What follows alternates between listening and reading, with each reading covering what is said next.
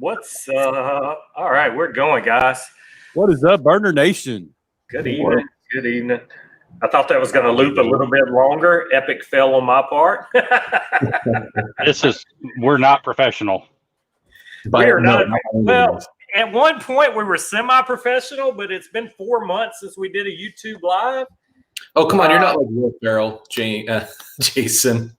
So what we are doing tonight, we are live on Facebook and we are live on YouTube at the same time, just like the Mafia sit down.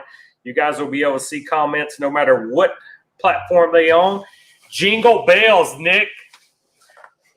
James got to see me last weekend and all. I did. Pinstripe suit. We had a nice little party get together. I'm not sure there's any pictures of us together though. There is not. We missed out this time. We missed out. We managed my birthday party and I think Halloween party. We got several pictures together. But Corey, my man Davis, what's up? Danny, 00 Danny. What's up, brothers? What's up? Mr. Fuji. Oh, that's a beautiful cutter. It's almost. Oh, I got to get where my camera at. Yeah, we got some pretty shit. Nick, it's Christmas spirit, man. I'm wearing my Christmas tux. Do you want to see the pants and matching underwear? The underwear have mistletoe on them, by the way. Just going to say. Don't fall for it. He's not wearing underwear. Make sure not to be under them. I'm the official. I'm not an Irish pimp. I'm more like the mascot for Amendola. This is the new mascot. Oh, I thought you were the Cajun Creep. Yeah, I was. Man, I'm pretty sure Jeff Amendola ain't never going to wear no shit like that. I think I've seen some pictures of this on his IG. Josh Smith, first one coming through on Facebook. James, what's up? David Holland, what's up? This is going to be the comment of the night right here, guys. This is going to be it. What the hell is Jason wearing? Yep, I like the one at the very bottom, though. It looks like the guy that runs the freak show at a circus. Hey, I could take that job. That's right up my alley. What's up, Billy? What's up, Gus? Welcome, guys. Welcome. You know, I ran a couple of freak shows for haunted houses, and I didn't look that goofy. Yeah, you look like you would fit in there. So what's everybody smoking tonight before we start 6 through 10? What's everybody got going on?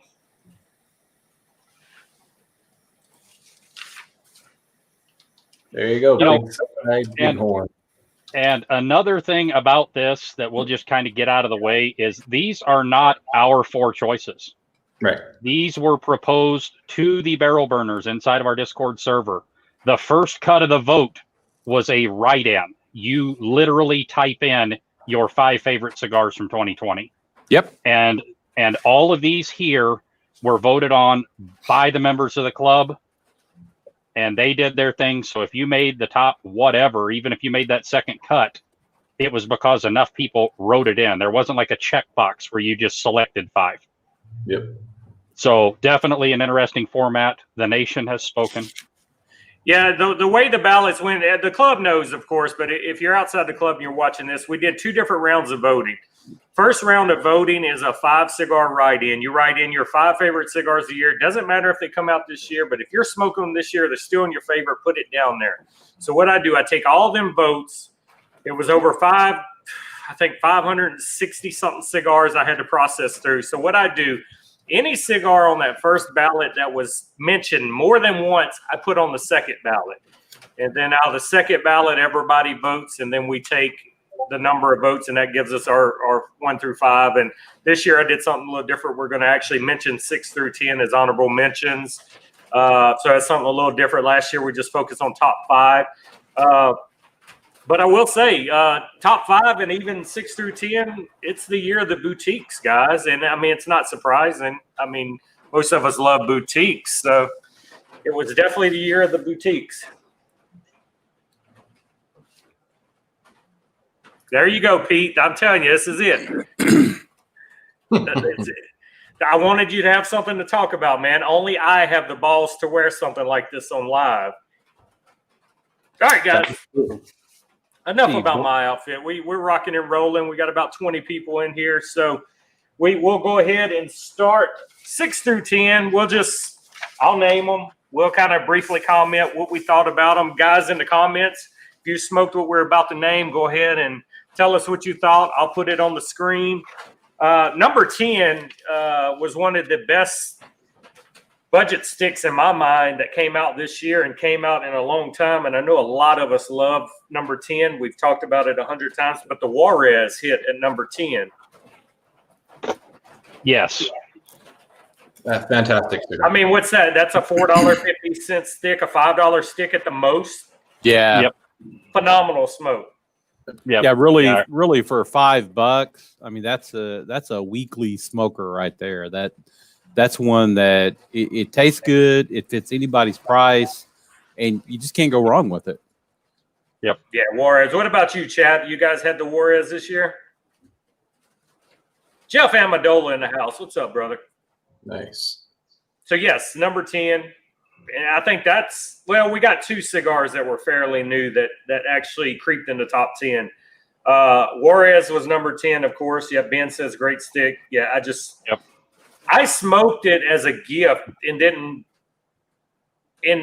I was pleasantly surprised when I went online to buy them and see the price. Brandon Marsh, what's up, buddy? So, yes, being gifted a Juarez, smoking it, seeing how great it was, going online to order, and it was like, oh, shit, okay, let's get these. So, Yeah. it was a great surprise. And definitely, I mean, if you're a San Andreas fan, I think that's probably one of the best San Andreas that's out there on the market right now, especially with that price. We had brought it up in our budget review that we did on Saturday mornings, and that was one of the top sticks, and everybody agreed with that one. I mean, great smoke. Crowned Heads did fantastic with that one. Yeah, and me being on the San Andreas kick lately, it was phenomenal. All right, so number 9 is the only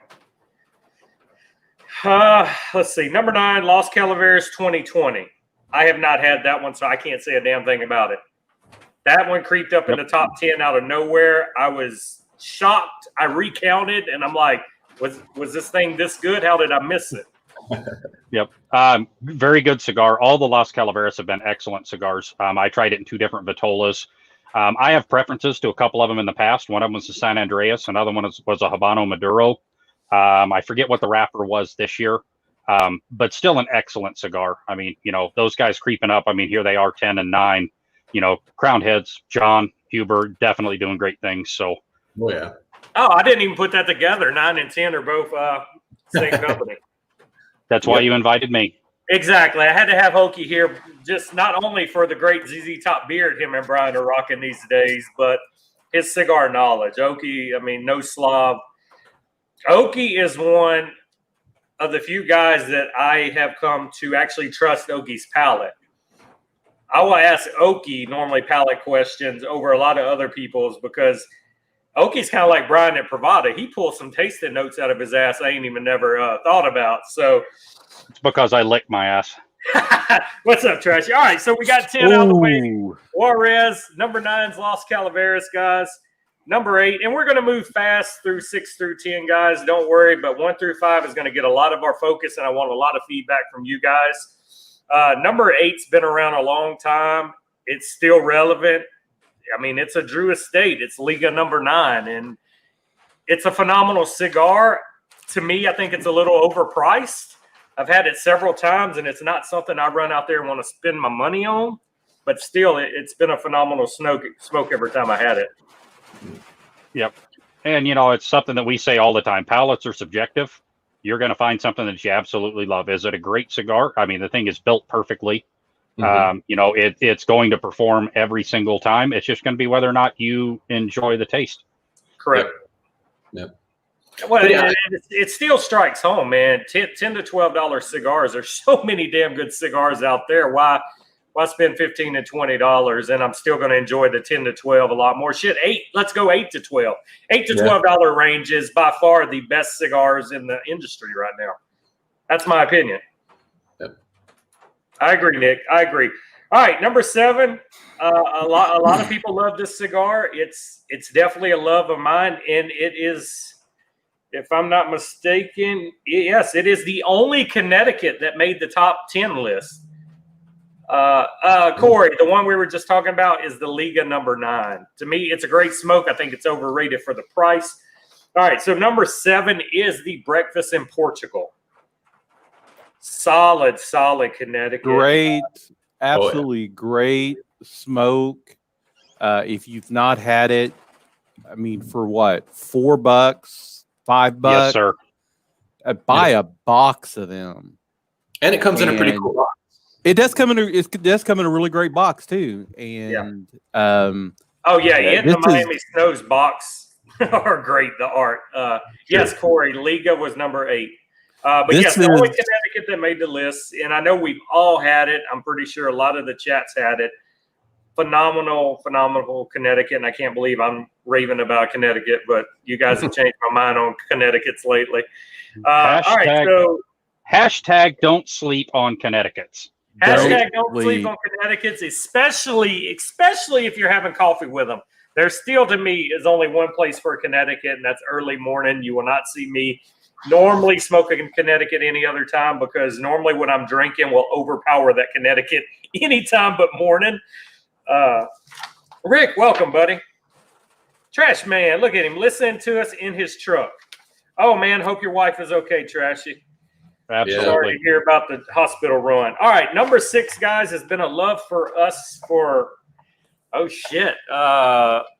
what year are we on now? Where this is our 2nd year, so pretty much the whole 2 years. Number 6 on the top 10 is the original Viva La Vida, the number 1 cigar we voted on last year, the Viva La Vida original. And I cannot say enough great things about this. We all know about the cigar. Billy and Gus is in here in chats right now if they want to chime in.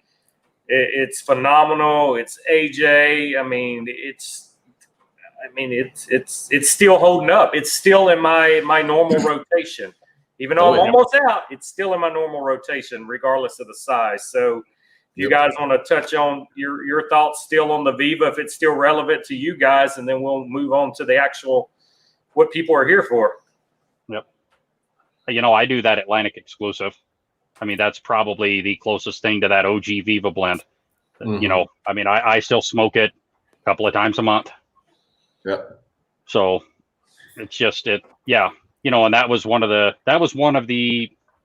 cigar that built the group hearse. Yes. Is because we actually sat down and there were 9 people smoking that cigar for the very first time together. And that right there kind of cemented our group hearse, our video hearse on the Discord server, that everybody just kind of got together, and it really started the sharing and pairing and all the rest of that stuff. So, been a fun ride. And that cigar kind of catapulted it. Mm-hmm. Well, in a sense, we've grown up with Viva. It's like we got our club started at the same time as their line, and it was a cigar we all just fell in love with, and it to me it's still relevant. I mean, I got, like you said, the Atlantic is probably as close, if not throwing the Jester in there as well. I love the peppery of the Jester. Shadow Army, what's going on, guys? But yeah, the Viva, man. Viva. Michael Coleman says he'd love to see the Big Sky Cigar 10. Yeah, I should have put mine behind me. I'm just running out of real estate. I can actually see mine ahead of me. All right, thank you all for everybody in here. We're up to 35 viewers, so we got at least 35 people that like us on social media. All right. Sorry, guys. Somebody clicked it by accident. They thought it was porn. Okay, 6 through 10 again, guys, and then we're going to move on to the show, the top 5. Number 10 was Juarez. Number 9 was Los Calaveras 2020. Number 8 was the Liga number 9. Robert, you got to get the Jester, man. We're grateful for you too, guys, Billy. Number 7 was the Breakfast in Portugal, the only Connecticut that made our top 10. And then number 6 was the OG Viva La Vida, the one that started everything for Billy and Gus. So, guys, before we hit it, any comments on the 6 through 10? Anything, guys, you want to?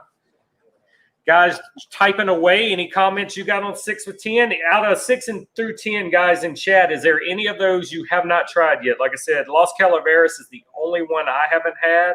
I think Brian's in the same boat. He hasn't had that one. What about you, James? You had the Los Calaveras 2020? I have not. I have not had that one. And am I the only person that every time I hear Liga number 9, I think of Mamba number 5? And I want to start singing? No, you're not the only person. I want to dance. Damn, Danny thought this was a little bit of Brian in my life, a little bit of Okie. No.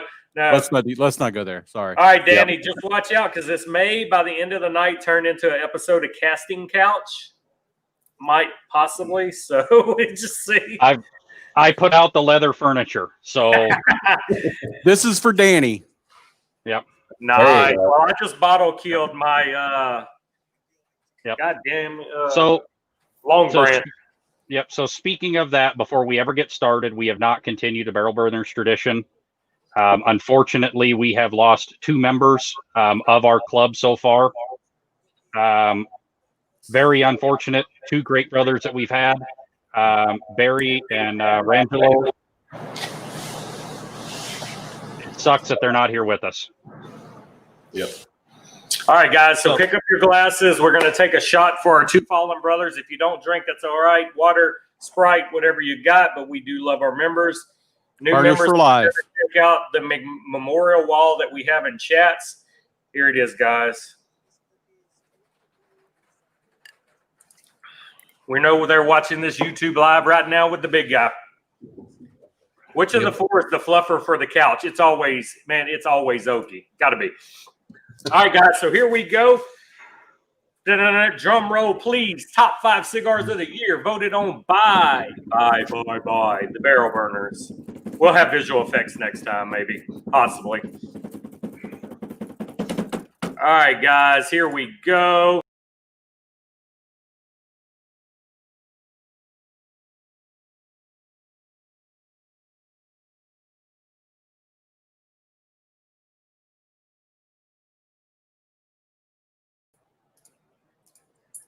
I know a few guys are in here happy to see Big Sky made it on there. So I actually have one tonight for one of my other smokes. Yep. So I've got a little Big Sky patch going. Yep. I've got some personal feelings for these guys. I mean, everybody knows how I feel about them. Kind of a weird thing that, there is a cigar company in the state of Montana. We don't even have indoor smoking in the state of Montana, but we have a damn cigar company. I thought you were going to say indoor plumbing, but well, that too. But and these guys have been nothing but great. They put out a fantastic product. If you have not had them yet, these are some of the guys that are doing the boutique thing right. They're out there, selling on their websites. They're out there with some of the other cigar clubs that are trying to do their thing. Yep. I love their stuff. If I didn't love it, I wouldn't have the sign behind me. I would have just kind of been like, okay, these are good cigars. But, I hauled a bunch of these to the Jersey meetup, a bunch of the Connecticut and the Bighorn when it came out. And now I've been pimping that Madison like crazy. Fantastic cigars that are out there. I'm happy to see that there are so many other people in this group that have, taken my dumbass word for it and went out and bought some of these things and have been supporting those guys and are willing to take a risk on them, because I think that, you're not going to be disappointed with these cigars. Yep. No, it's phenomenal. I think you single-handedly have hooked Barrel Burners on Big Sky when you brought them to Jersey last year. Their Connecticut, back in the time where I hated Connecticut's, quickly became one of my favorite Connecticut's ever. Oh, yeah. That and the Amadola Connecticut, and the Warwich, which smokes. It shouldn't even be a Connecticut, but it is. Somehow. Were phenomenal. It just, and now, everything Big Sky's put out, from the core brand of the Connecticut, which is the Yellowstone, and then you got the Bighorn, which was absolutely my favorite because it's a Maduro tonight. And then they branched out and did the Vigilante with Tim Montana, and now the new one, the San Andreas wrapper. San Andreas binder, damn it. Yeah, binder. Holy shit. Yeah. Phenomenal. Guys, if you haven't tried Big Sky, go to their website. There's a code out there somewhere for Barrel Burners. I'm sure you can DM one of us and we'll let you know what it is. Get their sampler pack because it gives Get you a the little bit. sampler pack. Buy the nice little sign that's behind Oki's head. I have it. He has it. A few of us have it. It's in the store. They got fly fishing boxes. It's a cool few things, but they have become great friends of the Barrel Burners. Oki's close to Jess in Montana. I'm close down here with Brandon. We play golf together, me, him, and James. Super great guys. So freaking humble. My bad. Beep, beep. So humble. They appreciate everything. Hard working. This is not their real job, but they still work it like it is their real job. Yep. Phenomenal cigar. And like I said, that's Big Sky Cigar. And it was almost like a proud dad moment when I'm tallying these votes and I see they not only made the top 10, but they actually snuck in and made a top 5. And holding this from Oki and not telling him where they placed has been brutal because I know how close he is to them. But Big Sky hitting the top 5 was very, very, very nice. I'm going to predict right now the Madison, it'll be in the top 3 next year. That's my bold 2021 prediction. It has to be, man, because as good as the Bighorn is, the Madison's better. I said it. Hey, we said it live when we first had it. It's just like they knocked it out of the ballpark with that one. Yeah. I don't know what they'd been holding back on, but when they did the Madison, killer. Yeah. Yes. So, Brandon, I see you back in chat, man. Congratulations. Big Sky Cigars, top 5. I was hoping you guys are going to hit top 10 as much as we plug you and as much as we believe in your product and love it. But you freaking guys hit the top 5, man. Oh, yeah. Yeah, out of a blank write-in, you had enough votes to make the next cut. Yeah. That's the part that kind of blows me away. Oki said it best. Yeah. The out of 500 people. Yeah. I told you this was the year of the boutiques. These votes this year are single-handedly showing you guys where the cigar industry is. Yep. It's a boutique world now. Yes, sir. That's what it is. Yep. And 100%. And James kind of stole some of the stuff that I was going to talk about. Is for these top 5, I know what they are. And I will dare say that some of their other lines that are coming out this year are going to make this top 5. So I was going to throw out something that everybody in the comment needs to read for each one of these top 5. And definitely that Madison is one that you have to try in 2021. I dare you to go out and get that damn thing, smoke it. You're going to need a 5er. I'm just going to be honest with you. That Habano wrapper, the San Andreas binder, that Nicaraguan Puro that's in there. There is so much flavor complexity inside of that cigar that it is just fantastic. So if you haven't tried the Big Sky line, definitely jump on all of their stuff. The Bighorn this year, smoke it so you know what the hell we're talking about. Next year, get on that Madison. We'll be having a Big Sky Herf come up very soon, guys. Get out there, order your Big Sky. We're going to get Jess and Brandon in. We're going to do one of our Zoom Herfs. I just bought another 5er of the Madison and of the Bighorn. Get you some Big Sky. We're gonna have a Herf possibly in January. And you want to meet these guys, man. Like I said, they're just the good old boy next door. Don't meet a stranger. Super great guys. Yes, sir. Yep. The Madison is in the new sampler pack. You get the Connecticut, you get the Bighorn, and the Madison, Ray. The 3 River series. Yep. You get everything but the Vigilante because that was kind of a collab, not really a solo deal by them. Yep. All right, guys. Thank you, Brandon, for answering that. Yes, so Big Sky number 5. Number 4, I ain't even going to do all this dramatic click crap anymore. Number 4, guys, I'm just going to freaking show it to you right now. Number 4 is the Viva Club 500. Box press, I was in love. Look at that burn already. Billy and Gus, congratulations. Number 4. Where'd it go? It's over here. Club 500, right there. Club 500.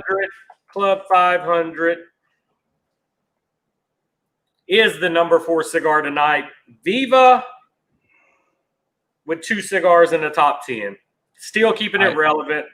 I know they got good things coming out anytime now they're working on. I can't wait to try that. When we introduced this one, several months back, the big thing that came out was the chocolatiness in it. Bar. And we talked about having a big glass of chocolate milk or a Yoo-hoo or something to go with it. Well, a couple of weeks ago, since it got a little cold here, I broke out, had a really nice cup of homemade cocoa and paired those two. And they paired so perfectly. It's almost like you don't know where your drink ends and your cigar begins. It was a match made in heaven. And it also had grilled green bell pepper in it. It had green bell peppers fajita. in it. Whether Jason could taste it or not, damn it, it had green bell pepper in it with that nice char you get from your local fajita joint. And what shape was that cigar, Ogie? He's actually admitting, guys, that he liked a box press. Okie hates box presses, but liked the cigar. That was the first one right there. It may not have been the first one. The box press is, it's a very difficult cigar to make. And and that one is different than a lot of the other box presses. That is a square. That's not the rectangular box press that everybody else is doing. So Correct. Whatever mold they found out there, or if they were using encyclopedias or some shit like that, Encyclopedia Britannica from like 1989, because there's a lot of those out there. If they were using those to press those things, congratulations, it worked. But yeah, just that perfect square box press that they had on that thing was pretty damn unique. Oh yeah. And it burned well. I will give it that. It burned like a champ, because I'm looking at that damn thing and I'm like, no, come on, Billy and Gus, there ain't no damn way this thing's gonna burn. Well, you know what surprised me the most by it was the actual ring gauge having that much flavor in it too. Normally your bigger ring gauges lose something, but evidently they blended this especially for that ring gauge because it was perfect. Mm-hmm. The flavors didn't get lost. No, not in that bigger ring gauge like they do sometimes in the bigger cigars like that. So definitely. Yep. Peter, Sneaky Pete is singing "Viva La Vida" in his best Elvis voice. Viva La There you go. That part about it is a perfect square is what they are doing. Okay. Yep. Your normal cigar molds and all the rest of that stuff to do that box press. It's wickedly different from that. They're going for a thinner height but a greater width on most of those, and they did the square perfectly. Yep. So that was a dice roll. I was skeptical. I was very skeptical that damn thing was going to burn, and it lit up and burned fantastically through the whole thing. Minimal touch up to any of it. My OCD takes over, especially on a box press, and that one just stayed consistent the whole way through it. Ash was great. Didn't cone. I find that I cone the shit out of some of those box presses. I'm sorry. Did you put this in as an over 21 stream? I hope. Okay, because I'm gonna get banned on YouTube now. Yeah. No. I always do everything mature audience. Yeah, Pratt. See, that's what I was hitting on. That's what I agree. Despite the size, it didn't get boring. It kept flavor. The flavor stayed prominent and relevant. It didn't mellow out. It was it's well done. Mm-hmm. Yep. Robert, why is it called the 500? It was for the original 500 Club of Viva, the first 500 members to buy a box. There's a patch out there for the first 500 boxes sold of Viva. Yep. Yeah, they keep surprising me. These guys, Billy and Gus, it's like I fall in love all over again every time I smoke one of their new cigars. Yep. It's just it's crazy. Can't wait for the new stuff. I definitely cannot wait for the new stuff. El Pulpo. Yes, sir. All right, let's move on to number 3. And I'm not going to lie to you guys. Number 3, this freaking number 3 wasn't even on my radar until I started tallying votes. And I seen the name, and I was like, this is a fairly new cigar. So I had to order a 5-pack I smoked it, and then once I smoked it, I immediately knew what the fuss is about. I mean, it is a damn good, solid smoke. Number 3 on the list, I'm popping it in chats for you guys now. Number 3 is the HBC Hot Cake. Yes.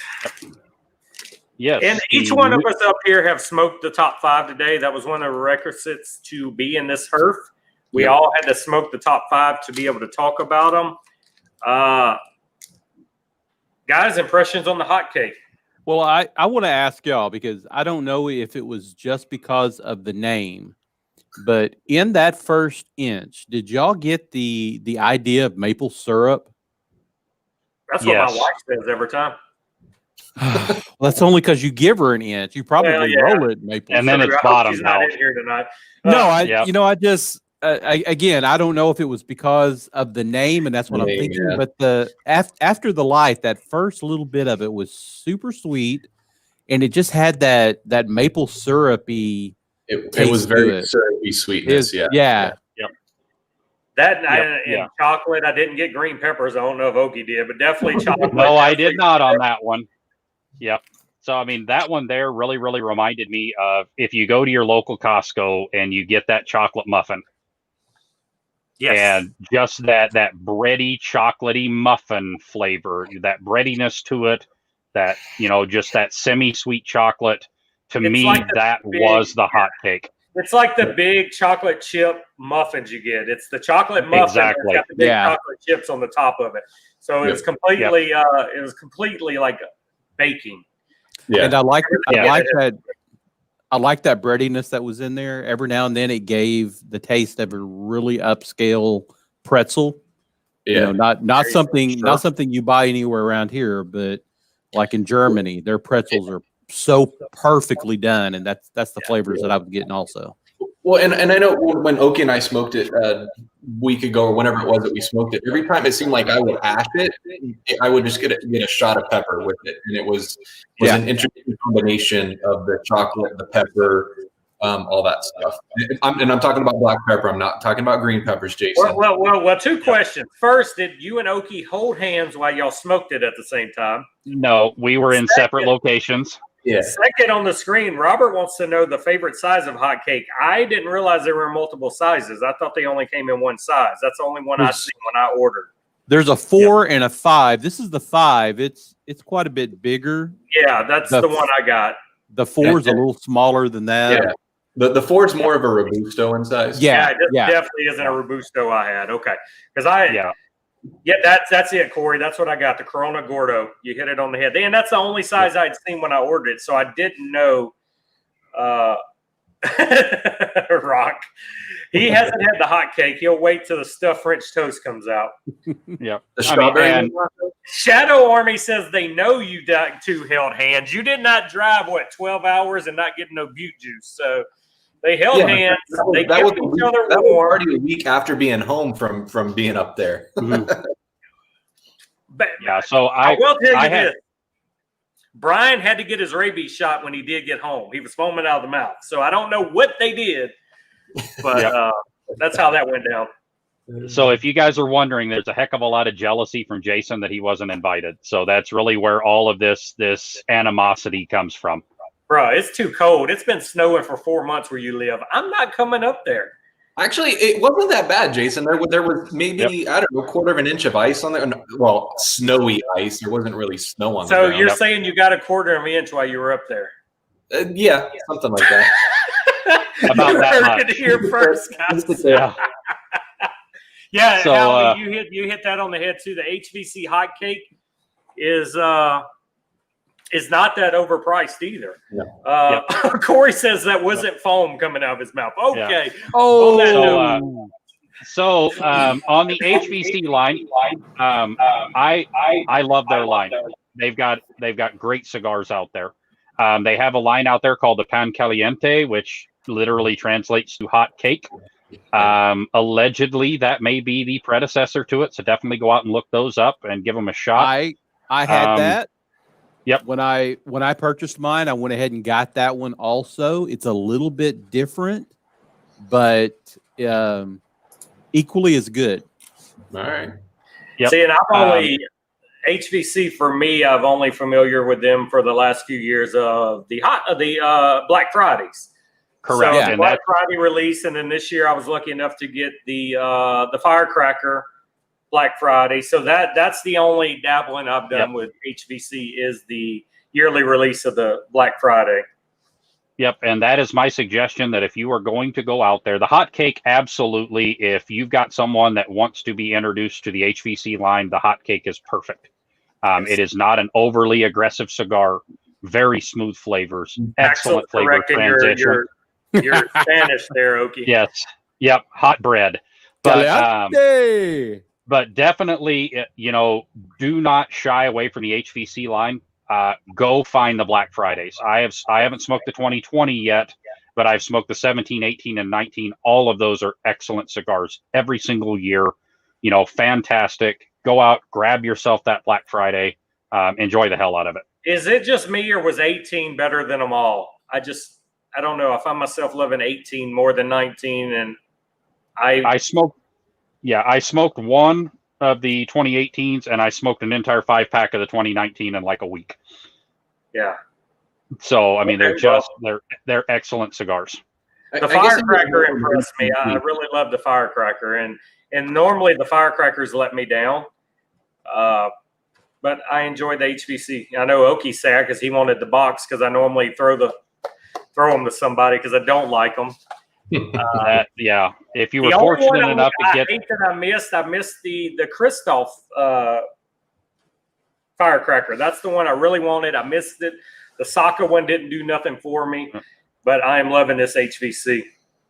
I might know a guy that has some of the Christoph Firecrackers left. Well, we may have to trade some of these HVC Firecrackers, because I'm a Christoph fan, and I still kick myself in the ass for not buying those when they came out, because I thought they would sit around a little longer than they did, and they didn't. Heck no. We've got a great question up here. Which barrel burner's nickname is Hot Cake? Nick. I know we call him Nicky Noodles, but Nicky Hot Cakes. That sounds like a badass gangster name. It's a pretty good gangster name. Noodles Hot Cake. Noodles Hot Cake. I don't know. If I would think of a hot cake, I would think of Josh. Josh, boys that we walked in. Yep. All right, guys, let's move on. So to recap so far, we're in the top 5. If you're just popping in the stream, number 3 was the HVC Hot Cake. Number 4 was the Viva Club 500. Number 5 was the Big Sky Bighorn. So we're down to 2 and 1. And I want you guys, while we're goofing off and talking, I want everybody to comment down right now. You've known what we named in the top 10. What do you think 2 and 1 would be? We got 2 cigars left to announce, and I guarantee you we got a lot of shit to say about 2 and 1. So I would love to just kind of see your guys' predictions. Like I told you, it's the year of the boutiques. Number 1 and number 2 are boutiques, and they're both phenomenal. And I guarantee you've all had them, and they're phenomenal. Yep. So Josh is okay being hot cakes. At least somebody's talking about him, so he's happy. Yep. Going back to Ono, he also mentioned the Edición Especial from HVC. All of those annual releases are great, but that 2018 was something special. Fantastic cigar. You can still find some of those out there in the wild. If you can find yourself a few of those, definitely jump on them. So Corey Davis is the only one that stepped up and gave us a prediction so far. He is saying the cannoli is number 1. Man, Corey, that's ballsy to even assume the cannoli is in here. Ray thinks the cannoli is up there too. Remember, we got 2 and 1, and Keith is so these guys, Amendola, Chris. I don't know if you guys are still in here, but I want you to look at these comments right now. Danny, Danny says the Anastasia green label. Tell us how you like the Anastasia, Danny. Danny loves Anastasia. He'll tell you. So Amendola, guys, this right here speaks volumes for the cigars you guys are putting out right now. They don't know this countdown, but these guys are basically telling me your cannoli is going to be either 2 or 1. More of them's going 2. Peter saying Amendola cannoli is 2 with the death bucket number 1. That's grasping for straws right there. But Yeah. I mean, That's some cannolis right there. so right here, Ono saying the 10th anniversary, which was phenomenal, and I'm shocked the 10th anniversary Room 101 wasn't even in the equation, but I honestly think only one person wrote it in. It didn't even make second voting, if I remember right. And I think the issue with the 10th anniversary is that was out long enough that everybody was just kind of buying it here and there. And then all of a sudden there was a massive run on them and they were gone. Yeah. So a lot of people didn't get to try that cigar. Yeah, they see it. Nobody wanted it. And then once people actually smoked that fucking cigar, they blew off the shelves and people were calling Matt to order more. And he's like, that's all I allotted. You said what you wanted. That's what I made. So nobody could get it. So I hope you guys got the 11th anniversary and you don't run into that of the 10th anniversary. Pete Hines said the Amendola, Connecticut. So pretty much every barrel burner in chat right now are saying Amendola is going to be 2 or 1. There's another cannoli. All right, guys. So I'm going to start typing. Oh, Big Sky Yellowstone. Peter. Whoa, Pete. Wow. Big Sky made it, and that was number 5, the Bighorn. So I'm gonna start typing number 2 while the guys are talking to you. Yep. I'm probably gonna spell it wrong, but you know what? Yep. I learned from Nick. Yeah, better jump on that 11th. There's a few spots still have them. All right, guys. Drum roll, please. Number 2, Swisler Sweet for number 1, Peter. Dude, you sure you a barrel burner? No. Yeah, I got 3 boxes at 11, so I will not run dry. There's another. William says the cannoli. Agranosa Supreme Leaf barely missed the top 10, Bruce. I love that cigar. I'm shocked there wasn't an Agranosa in the top 10. Yeah. But it was close. Tim says Death Bucket has to be 1 or 2. Hang on. There are Aganorsas in the top 10.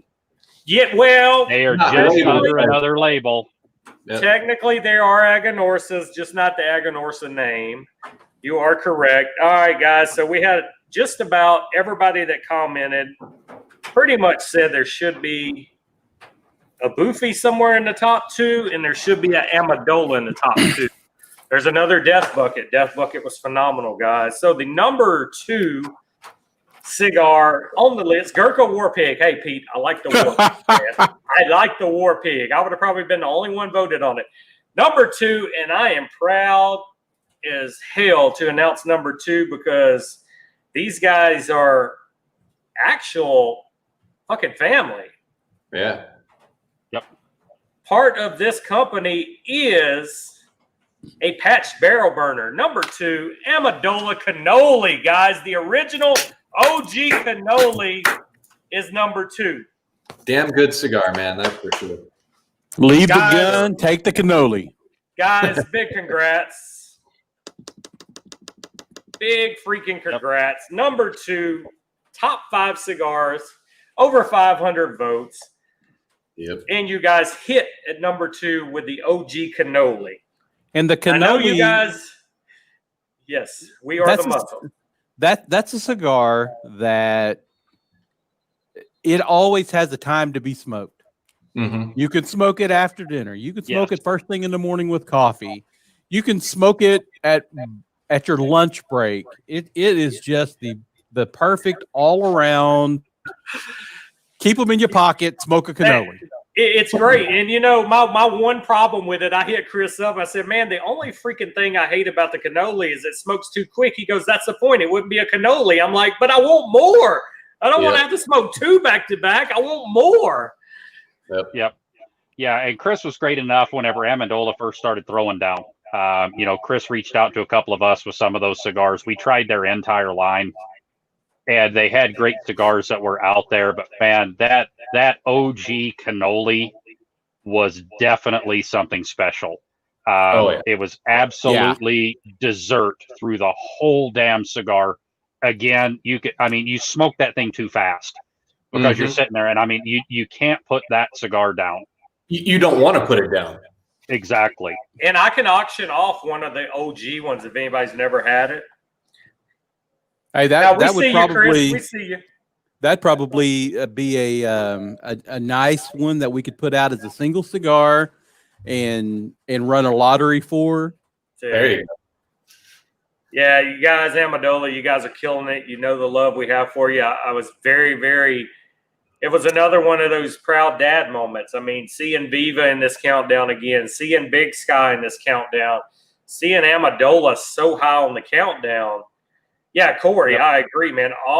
It's just what they were voting on. A lot of people hasn't had the new canola yet, but everything Amendola's done as far as the new blends have intensified and made them even better. Most people start tweaking with blends and they fuck it all up. But what Amendola has done, they've actually improved each one, and I was shocked. Yeah. I mean, it was honest feedback given, and these guys were like, hey, smoke these things and tell us the truth. Because there's a lot of people out there that don't want to hear the truth. And, these guys had the nuts to be able to sit out there and say, give it to us. And you know what, we gave feedback and all the rest of that stuff. And these guys are like, perfect. We're going to take that right back to the rolling. And they took it back to the rolling. They changed tobaccos, changed companies, whatever the hell it is that they had to do. And they just continually keep moving toward a better cigar. Well, they're not sitting on their ass. Most people don't have the balls to even attempt to tweak something that is already so freaking good. Yeah. But these guys sat out and said, let's get a little more out of this. Let's push the envelope, and it worked. This is one of the times in life it worked. Nick, I do have an OG. I didn't bring it out because I don't want to damage it because I can't get no more of them. It's in the humidor. Yep. No, I always support Peter. There's 3 brands I wear on my streams. I wear Amendola, I wear Viva, and I wear Room 101. So I'm always going to be repping one of those 3. It's 3 of my favorite companies. So don't let the shirts give you away when I'm live. I'm going to rep one of my favorite companies. It's a given. I don't have a box. I don't know. If I had a box, I would be rich right now. Amendola wants to give us a hug. I'm Big Spoon. You can be Little Spoon. I'll give Jeff a hug. I got a problem hugging Yankees. Yeah, guys. I mean, tremendous, guys. I'm so glad you guys are in here. We're supporters. You guys support us. Yep. But I mean, we don't lie, man. Everybody in chat has had some kind of Amendola, and you've heard the response. It's fucking phenomenal, man. Get yourself some if you haven't tried them. That's for sure. Yeah, I mean, Big absolutely. Sky, any of these top 5, if you haven't had it, go out there and just remember, we didn't make these votes. These top 5 got here by starting with a write-in vote. So I didn't influence anybody. You guys write in your top 5 cigars, and I go from there. I don't put any cigars on paper until you guys have already voted on it and we got enough to turn around and vote. Then in turn, I take the ones that were mentioned multiple times and I put them on a form for you. So in no way can we influence this vote because it starts out with you guys telling me what you've loved the most, your top 5 cigars this year. Yep. So Amendola is there, man. So we'll go over what I'm going to do real quick. We got about 40 people hovering in here, and we're almost through the top 10. So I'm going to do a breakdown all the way from 10 back to 2. So you guys that are just popping in can see. I'm going to have another shot of whiskey here while I'm doing it. So one more go around, guys. Number 10 was the Juarez. Number 9 was the Los Calaveras 2020. Drew Estate hit at number 8 with the Liga number 9. Number 7, the only Connecticut that hit the list. Number 7 was the Breakfast in Portugal. Number 6 was the Viva La Vida, the original, the old school. Number 5, the Big Sky Bighorn, another must try. Number 4 was the Viva 500. Viva is one of 2 companies that had 2 top 10 cigars in the barrel burners world. Number 1 is that second company you're going to learn here shortly. So number 4, the you Viva can't keep 500. a secret for shit. Number 5, the HVC Hot Cake. I mean, it's over. We're on it, Okie. Number 2, the Amendola Cannoli. And then the number 1 cigar of the year that we voted on. I'll let you guys start guessing in chat why I type it. And I'm not going to ask you guys in the stream because y'all already know what it is. So what do you guys in chat think the number one cigar of the year for barrel burners is? And I will tell you this, I do not have enough of the number one left. Nobody has enough of the number one left. I have one in my hand. I expect to smoke it next. And yet when I look at it, it to me, it feels like I would be burning $100 bill. I can honestly say I got about 10 of them left, and I don't want to smoke them. I don't want to fucking touch them. So, James, if you listen to me, I'll dispose of it properly for you. Shadow Army, yes, they're saying Swisher Grape is number one. No, I'm sorry, Cherry beat Grape out. I'm a Cherry fan. I was going to say, it's the Cherry. Yeah. So we got Howie with the death bucket, Nick with the death bucket. They're the only two to guess. Oh no, Peter popped in with a death bucket. Freaky. Backwoods for Danny. All right, number one cigar of the year for the burners is in chats now. Room 101 Death Bucket, the OG Death Bucket, was voted the top cigar this year. Fantastic cigar. Amazing. Yep. I mean, Pravada having that one out there first, those guys throwing that thing in one of their monthly packs. And then that thing had the wheels slapped underneath it, and their entire group went crazy. The Burners Nation went crazy for that thing. Again, excellent cigar. I don't have enough. I think I'm down to like 12 or 13 left. Sneaky Pete did get them right. He did say Amendola 2. Number one would be Death Bucket. Sneaky Pete gets them both right. I think Sneaky Pete was sneaking into your man cave reading your list. You just didn't see him. I think he's Russian. He hacked the ballots, man. I really think he's got connections. Why do you think Nicky knew? So, I mean, phenomenal smoke, man.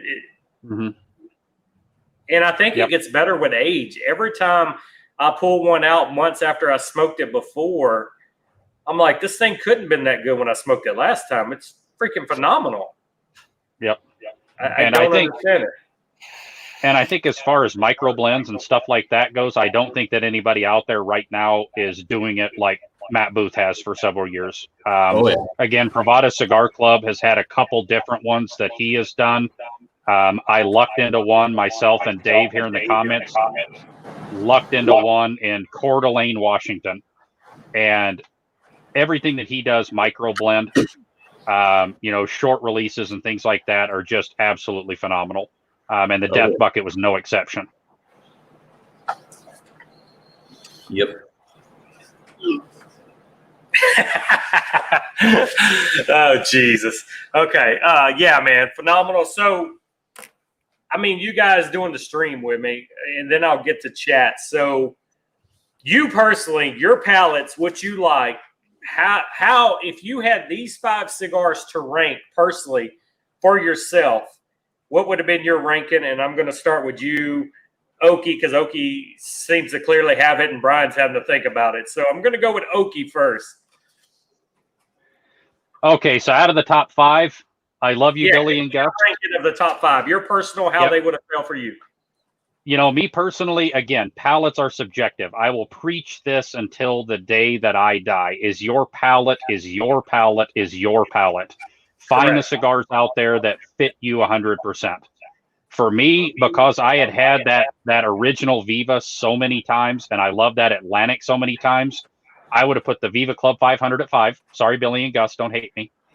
But, for me, that one right there was just a cigar that was a good cigar.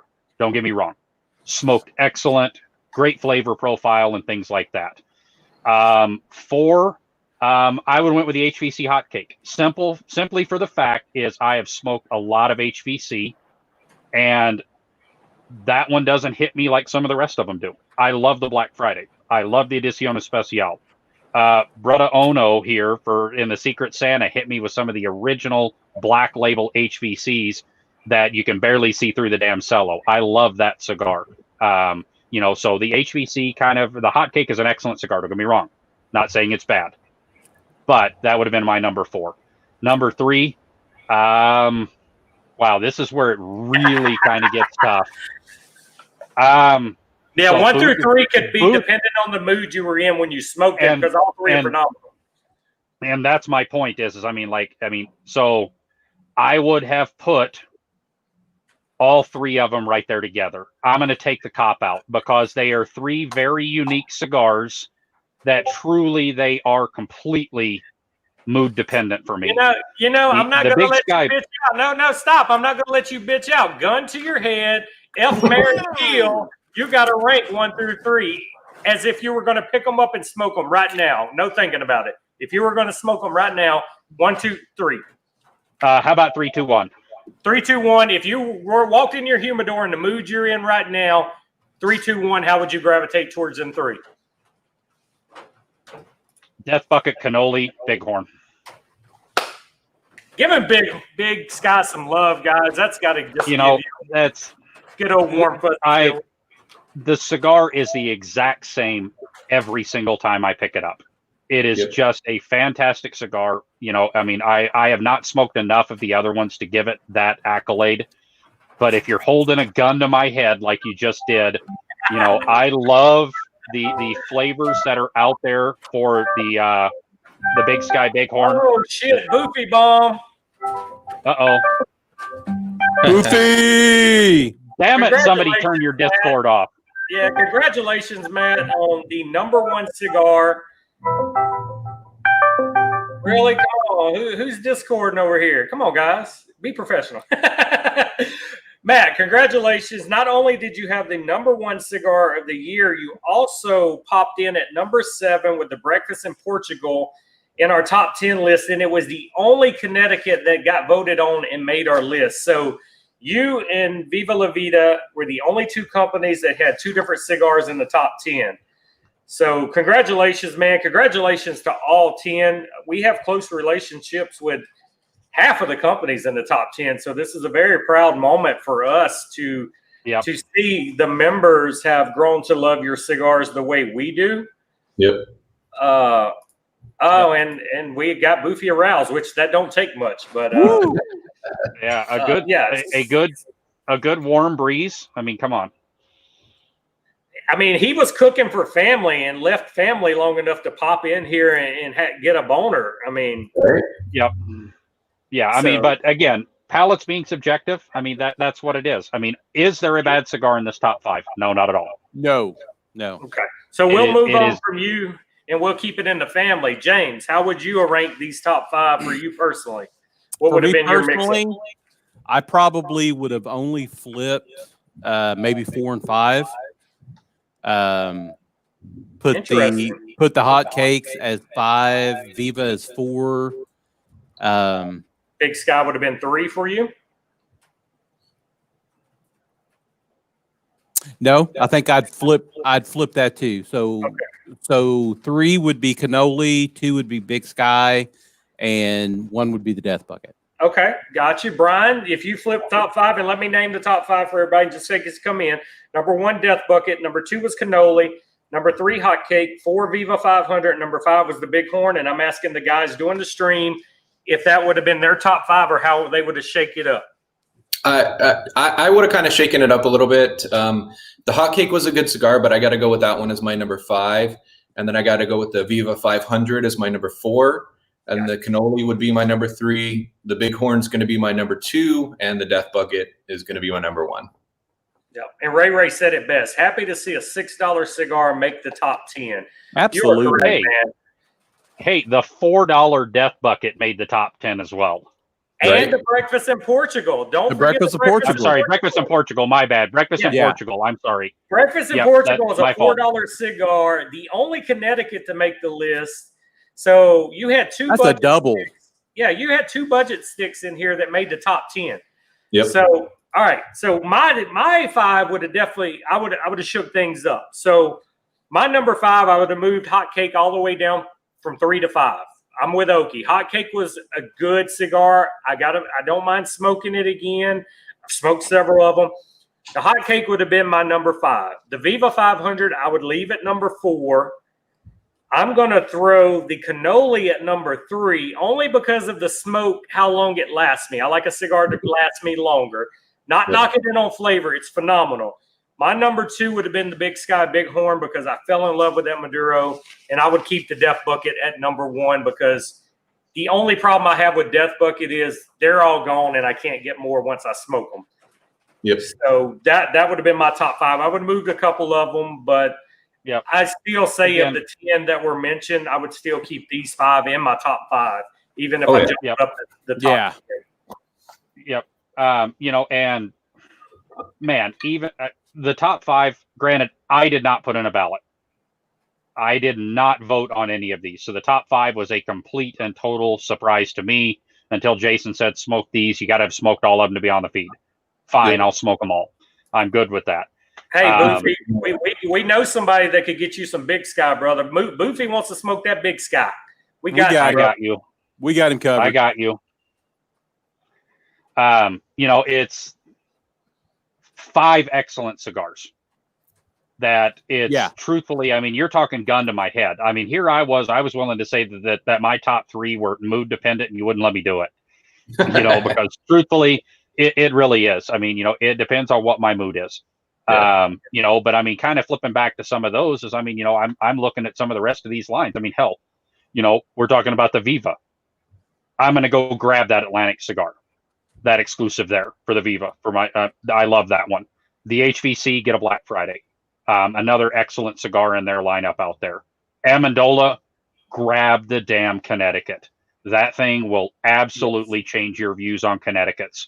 The Room 101 stuff out there, granted, I've smoked the Death Bucket too and all the rest of that stuff, completely different for the gentleman in the comment, completely different than the other one.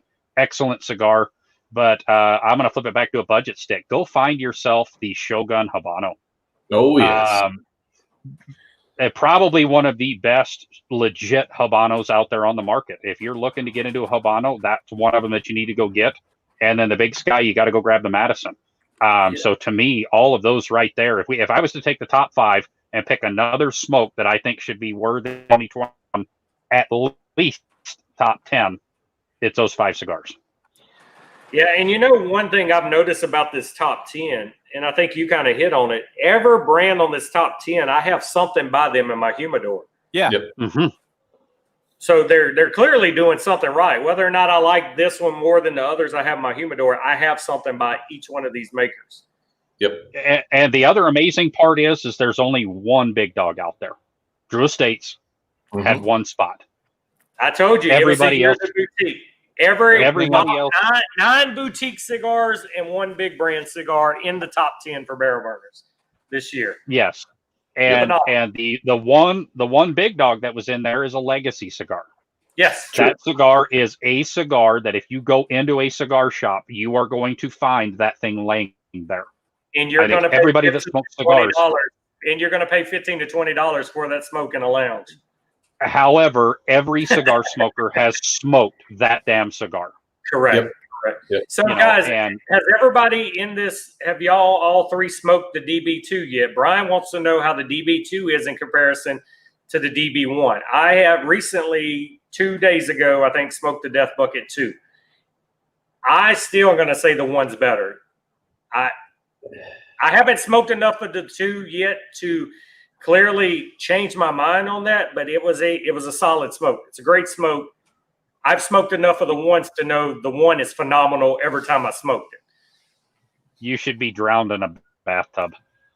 The Death Bucket 2 for me was just that cigar that it really hit my palate. I mean, the 1 was a great cigar, but that 2 had a little bit bolder, darker flavors to it, and that's kind of where I go to when I go to cigars, is those bolder, darker flavors. And that Bucket 2 for me had those darker, bolder flavors. So I think it's a little bit better of a cigar, at this point in time.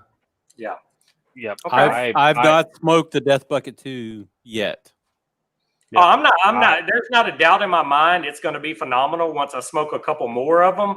But only having 1 time, the 1 still sticks out in my brain because, like I said, I've smoked so many of the Death Bucket 1, and it's always been phenomenal as far as the burn, the construction, the transition of flavors. I mean, that's why it's number one. I mean, there was enough people mention Death Bucket 1.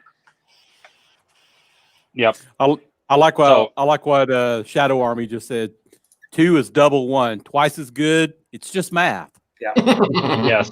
Yeah, and it can even be Zoom math nowadays. Exactly. But for me, and Pratsy corrected me. I'm sorry, guys. There was 3 companies with 2 top 10 cigars in our thing.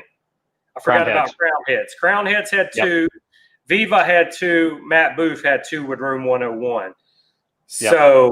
So there, 10 cigars. 3 companies had 2 of the 10. They were all boutiques other than 1. Yep. It just drives home what we've been preaching. You got to get out there. You got to smoke boutiques. Boutiques are going to change your life in the cigar world. That's where the market's going. And bad as I hate to say it, once these guys start selling so many cigars, they're not going to be boutique no more. But right now, boutiques are the driving force of the industry if you're deep enough in the cigar world to be able to experience boutiques. Most people aren't. They go to their local lounge. They grab the big names because it's what they heard of. But if they will just be brave and grab one out of that box they've never heard of, they're going to like it. And you know what? I'll go back and say that, of course, Dave and I are cousins, so we've been doing this for a while. Right. But the great thing about being in the burners is what you just said. There were cigars that I would not have tried previously that the brothers and sisters on here said, "Have you tried this?" And I think that that really shows in our top 10. These are cigars that we talk about, that we've had each other try. I will definitely say Amendola and Big Sky are 2 cigars that would probably have never tried had they not been talked about on here. So this is, for a community, if you get nothing else out of being a burner, just a community of understanding cigars and flavors and getting great ideas of what to smoke next is phenomenal. Well, Brian made a point, but correct me if I'm wrong. I know Crown Heads is a big name, but I think, as far as volume wise, I think they would still fit in a boutique line, right? I don't see them as being one of the big names in the cigar industry. Yep. They've got a lot of cigars out there. I mean, they have a ton. I mean, you go to the Chamuco, you go to the Jericho Hills, you go to I'm going to forget all of them. Now that I'm on the spot, I'm going to forget them all. But I mean, they do have a ton of different cigars out there.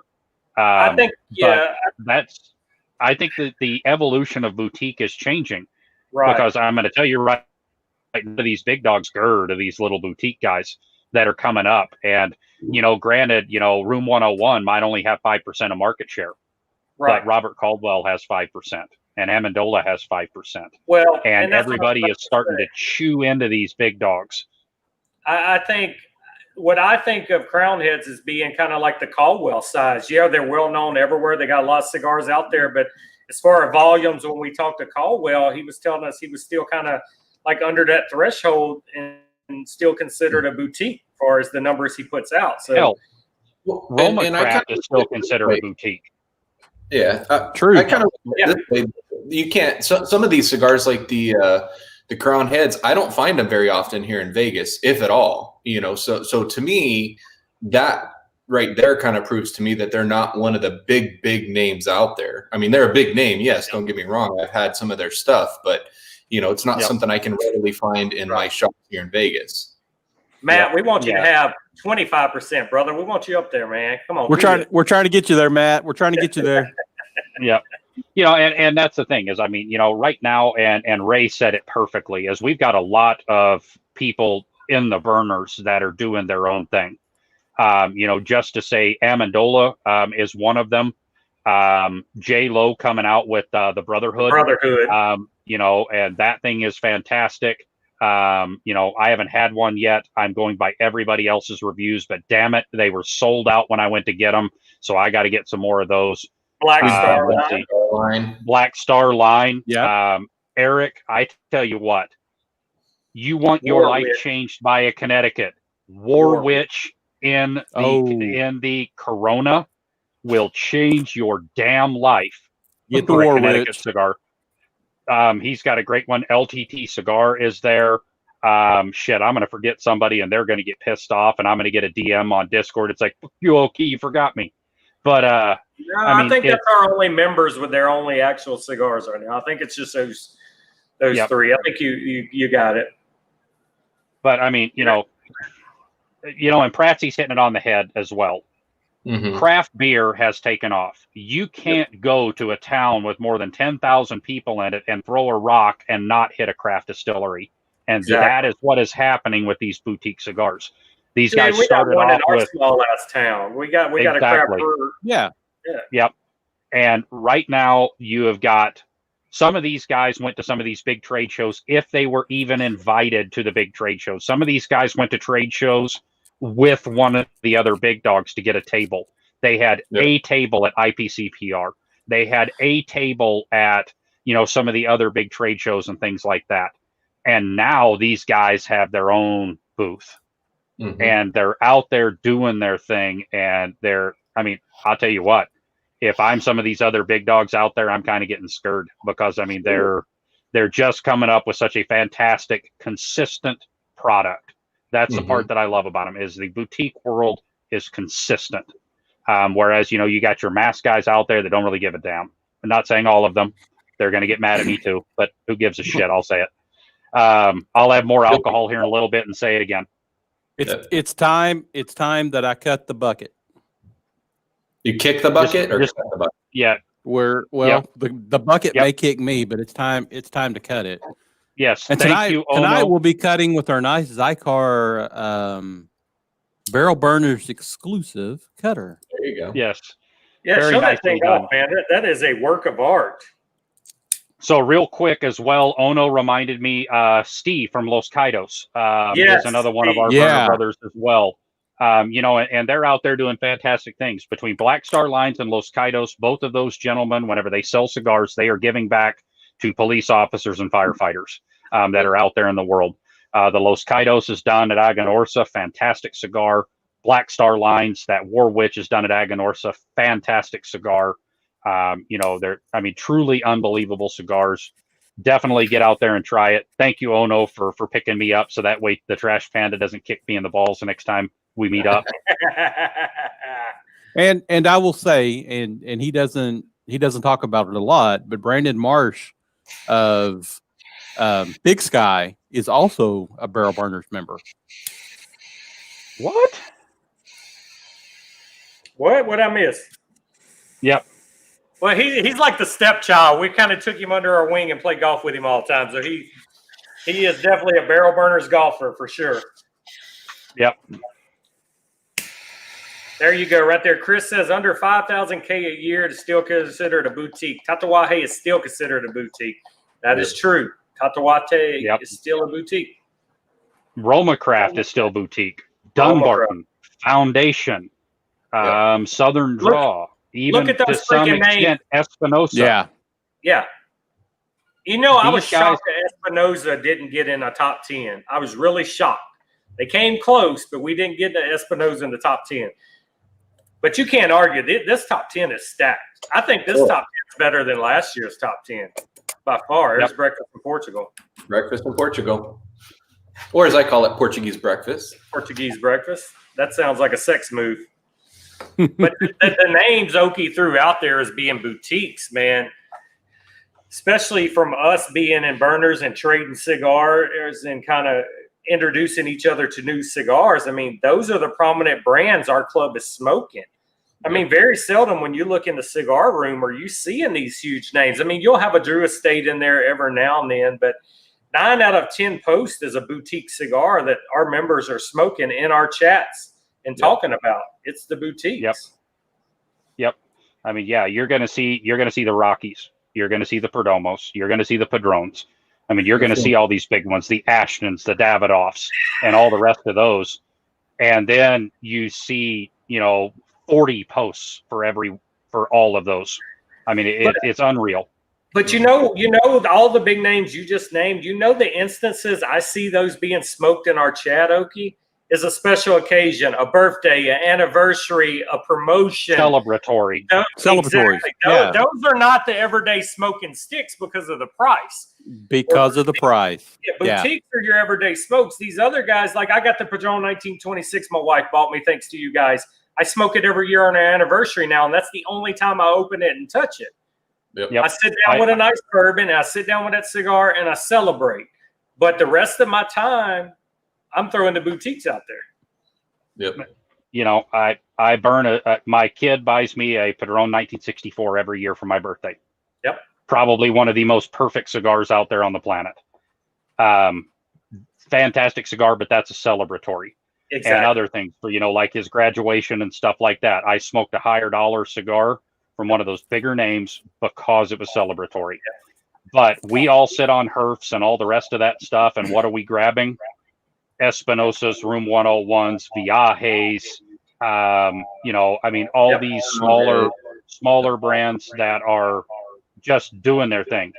Quality on point. Yep. Flavor and Robert, on point. I'm going to touch on your comment. Yes, the big companies have to change due to the boutiques, but I hope they don't. I hope they keep doing what they're doing, and I hope the boutiques take over the industry.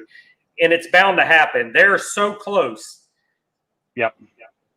I mean, if you could get all these boutiques combined to capture 50 to 60% of the market and only 40% be left for these bigger companies, dude, we're going to be rocking and rolling. Think of the cigars we're going to be smoking. Think of the quality. Think of the prices. You're getting 2 to 3 of these boutique cigars for the price of one of those other guys' cigars. And every time I've had them, these boutiques have smacked their ass and been better than that celebratory stick I smoked. Yes. Yep. Yeah. Humbly welcome. So it's just a thing. And I tell people, because I was guilty when I started cigars, you're guilty. You gravitate towards the big name. Your eyes are fixated on price. Oh, I just smoked a $20 cigar, or I smoked a $30 cigar. And guess what?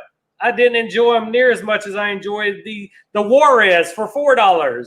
Well, and I think that comes down to, when you first start with cigars, you go into a lounge and you're going to ask what they sell most of, and they're going to sell most of these, Arturo Fuente or something like that. So of course that's kind of where you're going to gravitate to when you first start out with cigars. But then you really get in, you figure out what your flavor profile is, and then you start moving over into the boutique stuff, and that's where you get a lot more of the flavors, a lot more, just a better, in my opinion, a better cigar. Well, not only are the shops guilty of it, the bigger online retailers are guilty of it. Go to Cigars International and you go to their top 10 list, and it's basically the brands they have blended by AJ, or it's a couple other big brands. They're giving you their top 10, but you go to like Brian at Bravato's website, you go to Small Batch, you go to these boutique websites, and you don't see none of them other names, and you see all these great companies that are getting overlooked by people that are being brainwashed to smoke the bigger names because that's what's put out in front of them the most. Right. Yep. Advertising. Yep. And usually margin. Right. There you go, Robert. There you go. Yeah. That's the comment of the night. That's very good. And if you have a local brick and mortar and they do not have some of these boutiques that we have been talking about tonight, Shame on them. Hammer the shit out of them. Be that asshole that comes out there. I tell you what, go order some shit online and take it to them and make them smoke the Espinosas, Room 101s, Viajes, some of these smaller lines, the Amendola lines, make them, get the Crowned Heads line that's out there. Some of the rest of these guys, make them smoke them and show them how good these damn cigars are and get them into these shops. Because, that's going to be the critical part. Support your brick and mortars, first off. Definitely support your brick and mortars. They're what's going to keep the cigar industry going. But make sure you try to help them get the good shit. Yes, definitely. And a lot of them are hesitant. They're like, well, I can't sell that. I know we just had a little small tobacco shop open in my town. I mean, I probably have more cigars than they have, but you go in there and I name all these brands because I know the owner, because he's a customer of mine, and I'm telling him these brands. He goes, I can't sell that here. I'm like, they're great. He goes, no, people come in here and they want Rocky and they want this and they want that. They want My Father. He's like, I'm going to sit on that. I'm like, it's a never-ending battle. They don't want to take that leap because your people in towns like me with no lounges and everything, they only know what they see. They only know the big name. Yep. And I'm in that purgatory as well. I mean, you know, our little shops that's here in town, you know, I mean, what do they have sitting on the shelf? They've got the Acids, they've got a few Padrones sitting there, they've got the Perdomos, they got the Rockies. Because whenever you go in there, it's just like, hey, my buddy's having a bachelor party, I need a box of cigars. Well, here you go. You know, I mean, it's tough here because, like you said, we don't have a lounge. Yeah. And, you know, I mean, it's tough on them. That is cash. They are tying up cash in a box of cigars that's out there. But I tell you what, if you can go out there and you can get that guy to buy a box or something like that, and you buy a $5 from him on the drop, that means he's only got to sell a few more for him to make his money back. Yep. You know, and get your buddies to go with you and things like that. So definitely go out and push on your brick and mortars to give some of the rest of these a try, because I tell you what, not only is it going to change your shop owner's mind, but it's also going to change everybody else's mind in town that comes there and shops. And that's not saying all the other cigars are bad. Everybody has a different palate, and everybody gravitates towards something else. Like the Drew Estate, you named it, the Acid, huge following, huge cult following. Shit, the gas stations here in my town, you can buy Acids from some of the gas stations. Yeah. So the Acid, they all have a following. These companies are making money off of them, or they wouldn't have them out there anyway. So there's a following for all these cigars. But I guarantee you, if you could sit them down long enough and get them away from an infused cigar and let them try a boutique, their mind's going to be blown. Because that's what happened to me. Once I started Barrel Burners and found out all these boutique brands, I tell people all the time, my life changed. I don't even want to look back and try bigger name cigars. My orders every week are boutique brands. That's why we're here. That's why we're here tonight. Yes. You know, because the average person isn't going to go out and try something different. And so you have to take it to them. And I see us as advocates for boutiques. And I'll use that word, but we're just advocates for good cigars. Have you tried this? Yes. You need to go try this. Here, my brother. And I can say, I mean, when Jason and I, when we go golfing, I mean, we'll both take at least a good dozen cigars because we know we're going to give half of them away on the golf course. Everybody's like, "Oh man, you're smoking a cigar? Yeah, man, here, have one." Yep. And the look on their faces, I've never heard of this, and they light it up, and their eyes go, "Okay, that's good." Yeah. And once I tallied these votes and I looked at the top 10, I swear I had the biggest smile on my face to see the freaking boutiques. And I told you guys before the stream, I said, it's the year of the boutiques. We're here. Whether big companies want to admit it or not, the boutiques are shaping the industry, in my opinion, more than the big names. The big names need to sit back, scratch their head, and be like, why are the boutiques getting all these followings? I mean, look at Black Label. I mean, they're a freaking cult. I mean, they're some die-hard Black Label, and everyone I've ever smoked is phenomenal. I keep something my door for Black Label. And I want to touch on this. Chris just commented. They have a new Padrino coming out next week that they redid, and AJ blended this for them. So, Amendola fans, if you're not excited enough already, you better be checking the stores next week when this Padrino hits. And Chris better give us a heads up so we can get some before they sell out. Because absolutely. I know Nicky Noodles is excited. Me and him were texting about this one yesterday. I was like, man, I cannot wait to try the Amendola AJ stick. Yep. And look, Robert said it, 35 years of smoking, and the only thing that keeps him smoking is boutique brands. Guys, that says something. I mean, I'm 5 to 6 years smoking. This guy's been smoking 35 years, and he is preaching boutiques right now. Yep. It's life-changing, man. Yep. And again, you know, like you said earlier, Jason, the big guys, you know, they have their time and place and they make good cigars. But I think there's just such diversity with all these boutique companies that are out there. You can find something in that realm of cigars that's going to keep you, you know, satisfied, keep you going back for more on those cigars. Yeah, about the only, I still buy some big name brands, but normally it's like a yearly release now. It's their limited stuff. I buy the limiteds from them. Yep. I was a huge Alec Bradley fan back in the day, and I don't buy them no more, but I still gravitate towards the limited releases. I mean, I get the Hooligan every year. I'm not even gonna lie. I fucking love the Hooligan every year. I can only get it once a year. I get it before it sells out. I mean, that's what I gravitate towards now with the older, bigger names that I love until I found boutiques. Hey, I tell you what, and then the kids, Alec and Bradley, that are doing their own thing is the offshoot from Dad's. That Gatekeeper and the Blind Faith. The Blind Faith is great. Yeah, but both of them. But the Gatekeeper was phenomenal. Not even gonna lie, that was definitely. I bought several 5-packs of that. Mm-hmm. Yeah, that's what we said. Being Black Label Trading Company, man, phenomenal. Yeah. Yeah, Robert said he survived the boom, so he's on the boutique kick now.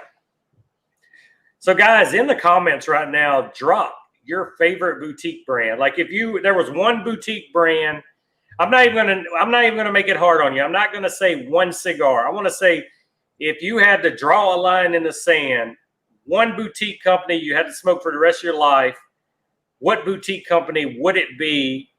And there's a lot of them that's got a lot of different cigars. So this may be an easy choice for some people. And while the comments are going, we're going to roll, and I'm going to put that on you guys. And I'm going to start with James. James, one boutique company, rest of your life. If you had to smoke their line, what boutique would you do? Mine is easy because I have been a fan since the very first time I had one, and that's Room 101. The 2 years or so that we couldn't get them, I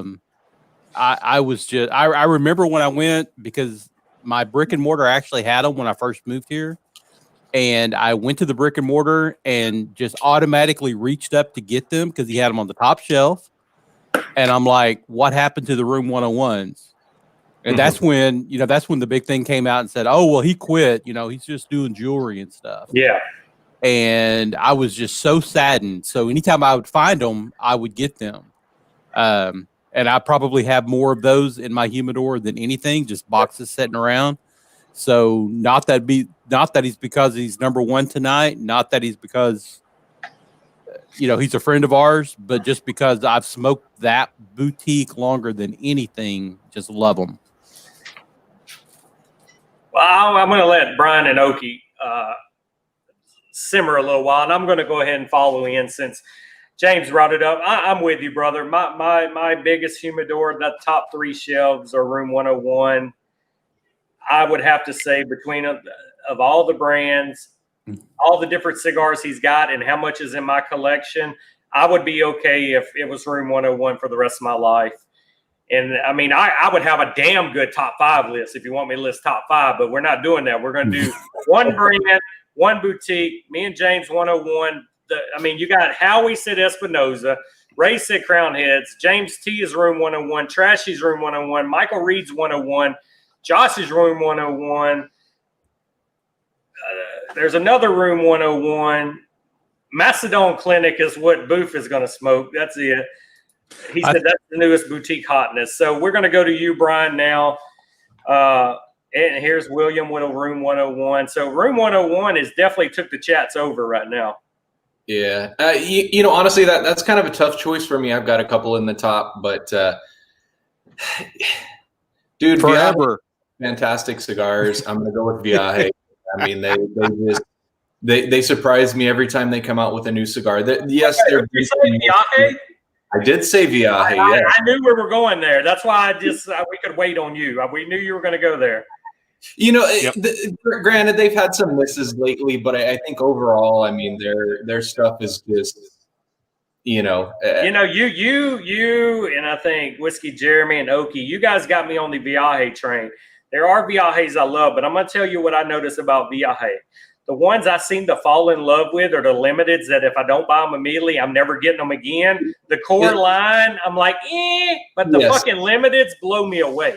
100% agree with you on that, Jason. The limiteds are by far my favorite that they come out with, their monthly releases, when they not necessarily recycle the blends, but bring out blends every year. The Zombies just came out in October.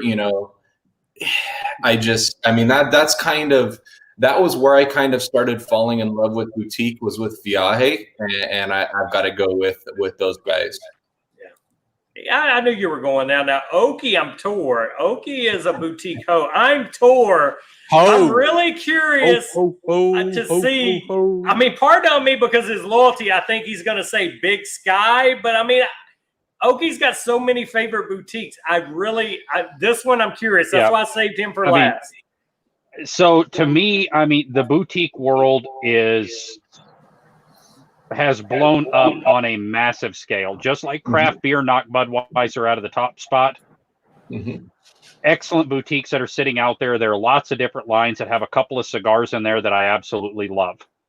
I'm going to take the punk bitch way out and have connection issues, and then come back here in a little bit. But to go with that, I mean, it's like Brian said, I love Viaje cigars. Fantastic line. But if you're holding a gun to my head, not Viaje. Black Label is the same way. If you are holding a gun to my head, I love a lot of their line. But I can't do just Black Label. Matt, I know you're starting to get into guns, no longer living in the occupied Republic of Calizuela. Room 101 for me is the same way. I love a lot of his new stuff that's out. I am a junkie for the old stuff. I find the old Camacho shit, and that is what is stacked up in my humidor. If I have to pick one, that if this particular line is all I have to smoke from here on out, I'm going to go with Espinosa, because I believe they have such a diversified profile out there. You can go just to their 601 series and find every cigar possibility that you want out there. They have done a fantastic job. Hector has done a great job blending. Eric, both of the Erics have done a great job of introducing these cigars for a total diversity. That way I don't smoke the same cigar, each week. I've kind of got to lean to the Espinosa side. Granted, I still have a lot of love for a lot of these other companies out there. Roma Craft, Dunbarton, Foundation, Big Sky, Crowned Heads. I mean, all of these, they are all in my humidor right now. Multiples of each one of these. But yeah, if you hold a gun to my head, the number 2 shelf space inside of there, because I've got a lot of Rumnicorn sitting there, my number 2 shelf space right now is Espinosa. Yep, and I have a whole drawer for Espinosa too, so easily they would be only top one. Yeah, only one. Only one. Yeah, but it's a lot stacked on there. I do love Espinosa too. Definitely would be in my top 5, if not even the top 3 boutiques out there. Because I'm with you. Just the 601 line would keep you busy a while. Yes, absolutely. One of my favorites, and I've got a whole drawer of those also that we haven't even talked about tonight, is the Illusion. And I absolutely, I know, and I absolutely love those. They're inexpensive cigars are great, the number 2s, but then you get into the help me out, Oki. I forgot the name. The gold, the Epernay, the Cruzados. The Cruzados are one of those cigars that are just fabulous. Yes. Ultra, original document. The Ultra as well. Yeah. I've smoked a few of their things, but I haven't really branched out there. Most of the ones I've smoked came in like Bravada boxes or different things. So it's definitely a company I need to go out there and try a little more. With Tatuaje was the same way. Before Barrel Burners, I really didn't smoke any. Now as I branch out, and I'll buy a 5 for here and there of different Tatuajes, and I mean, I love them. Tatuaje Tattoo. Yes. When I really got into smoking several years ago, that was on my weekly rotation. Well, and another fairly inexpensive cigar as well. Very inexpensive, but such great taste. Oh yeah. No, we definitely are Caldwell lovers too. Unfortunately, they didn't make the top 10 this year.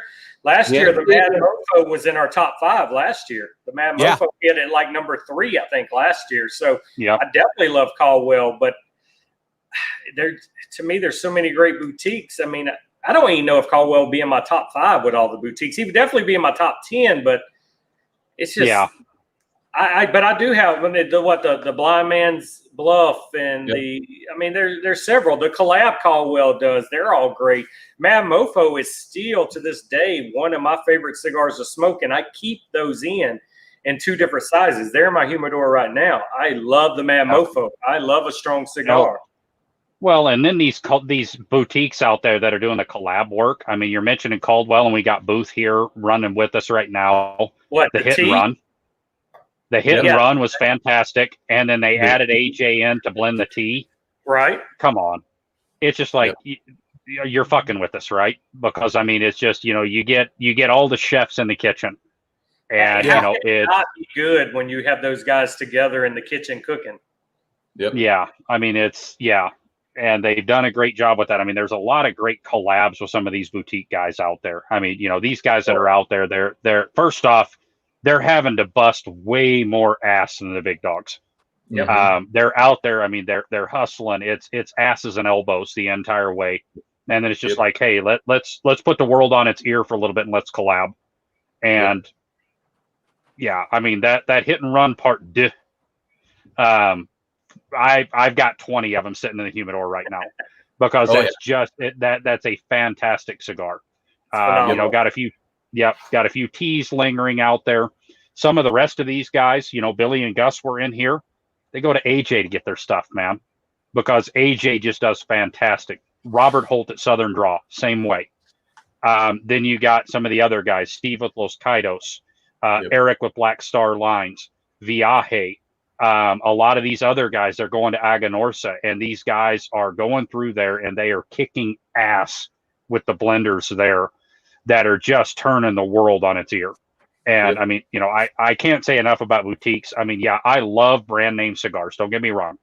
A good Padron, absolutely love. If I've got to pick one cigar that I could smoke for the rest of my life, it's a Padron 2000 Maduro. That's going to be the cigar that I would have to smoke for the rest of my life because it's perfection. Truthful perfection right there. I'll smoke Perdomo. I'll smoke a couple of different Rockies. I'll venture into a couple of Drews. I'll grab some Ashtons and Davidoffs. But I tell you what, the lion's share of the stuff that's out there is going to be these guys that are out there that their next cigar has to be a hit. They don't have the option to blend a Magic Toast. Yeah. That's going to, just absolutely swan dive into the empty pool. These guys can't do it. And they're out there, blood, sweat, and tears every single time, pouring everything they've got into one of these blends. And, you just can't go wrong with these boutique blends that are out there. So I heard you hit on Rocky. When you smoke a Rocky, what do you gravitate towards? Are you hitting the vintage line, or is there something else that you like that's out there? It's kind of all over the place. I like some of his anniversary stuff. The Decade was a good smoke. Yeah. The 15 was a good smoke. What was it? The 20 was a good smoke. The 50 was a good smoke. Probably my favorite in the Rocky Patel line, you can laugh at me and give me shit all you want to, is the vintage 2006 San Andreas. That is an absolutely solid cigar every single time you smoke it. I put it on plain with that Crowned Head Juarez. I think the Juarez is just a touch better, especially whenever you start throwing the money down on the counter. But that Rocky San Andreas is probably one of the best cigars that he has made in a very long time, in my opinion. Again, that's my palate. You can love whatever the hell you want. If your daily smoke is a Rocky Edge Habano, wonderful. I'll sit down and smoke one with you. Yep, you're still a brother of the leaf no matter what you're smoking. Yep. Right. Yep. I still like the Rocky 1990 and 1992 vintages. I think those are my 2 favorite that I still will gravitate back to if I buy a Rocky. A few of the edges that I like. I used to be a big Perdomo guy. And just as you smoke, your palate continually changes and you find other things that fit it better. So I'm Partagas. Well, Partagas is after Padron. Partagas is probably my next favorite overall big name, and having had some actual Cubans, and don't get me wrong, Cubans aren't that great, but Oh shit, he said it. There goes the stream. Everybody's logging off Cuban, now. I know. Partagas Cuban, it has to be the ones that I bought when I was down there have to be one of the best cigars that I've ever had. You know, and I kind of agree with you on that, James. I think Cubans are kind of overrated for the most part. I think it's the mystique. Exactly. They're very difficult to get. It's you know, you're paying a premium for the Cuban coming from Cuba. But I have to agree with you that Partagas, I mean, that I love the Serie D number 4 is probably one of my favorite Partagas. Great cigar. Yeah. Fantastic smoke. And I think Jason was on it earlier when he was talking about big name brands. The thing about Cubans are they've never had to change because of the mystique. They've never had to hold themselves to a higher quality standard. Yep. And once you started getting Dominican cigars in, even some of those Mexican cigars, they're so good and they raised the bar so much that, you know, again, go to Cigar Aficionado. You know, they're going to have 1 or 2 Cubans in there all the time because it's international. But look at all the other ones that are on there. Mm-hmm. And think, okay, do I want to spend $30 or $40 to try a Cuban? Okay, once maybe, but then spend $5 or $6 and go down their list to number 8 because it's just as damn good. But I tell you what, go ahead, okay. I hit on that this morning on our Instagram, and I'm probably going to either gain friends or lose friends. But Cigar Aficionado Top 25 should say top 15 shit that we think you might like that you can actually get. Yeah. You know, because I mean, there's 10 of them on there that are Cuban embargoed stuff or they are Europe only stuff. Yeah. And it's just like, come on, man. You know, this is not top 25 for the working man. I'm sorry. And that's something that I personally have a burning for. And stay tuned because the Oki's got something up his sleeve. They're kind of short sleeves, but they're long enough that, you know what? To hell with all this other bullshit. Let's turn the cigar industry on its ear. And let's go and let's find these it's like the top 5 and the top 10 that we were talking about here with the burners. This is legit what the cigar world is saying. This not is what some people are smoking. Exactly. It's not some advertising money. Yeah. Correct. That's my point. Can we really trust a countdown that is based on ad revenue and who's buying ads in their book? And if you haven't done it, next time you pick up a Cigar Aficionado, look at their first 5 pages because it's all advertising. Oh yeah. And I guarantee you those 5 huge advertisers are always going to be the number 1s and number 2s of all of their lists. Yep. Fuck. Right now, all the boutique guys that have got their own boutique brands, they have logged the hell out right now because they ain't saying shit. You know, the boys from Amendola ain't saying nothing. Booth ain't saying nothing. The big skies ain't saying shit because it's one of those deals. You know what? We gonna say it. Our vote is done by the people that smoke the cigars, not the people that cash the checks. Yep. Right here, and I will, you know, the guys from Vivo a year ago, I remember them coming to us and saying thank you because all the accolades that we've got, it means more to us that the Burners picked us as the number 1 cigar because we know that they actually smoked it, they actually liked it, they actually bought them, they bought them in bulk. They were in bulk. They were. You know, they were with us in New Jersey and they went around to every table and asked every single person in New Jersey, what would you change? Not how did you like it? Not how great are we, but what is it you would change about our cigar, if anything? Not a thing. Yep. Yeah, they made it a point at our meetup to talk to everybody that was smoking their cigar there. They wanted to know. They care about the product. They care. And to me, that's the difference in the boutiques. That's the difference in the companies that we have at the top 5. Yep. And the reason they're there, because those guys are actually hands-on. They care about it. And I love what you said, Okie. They can't screw up. Correct.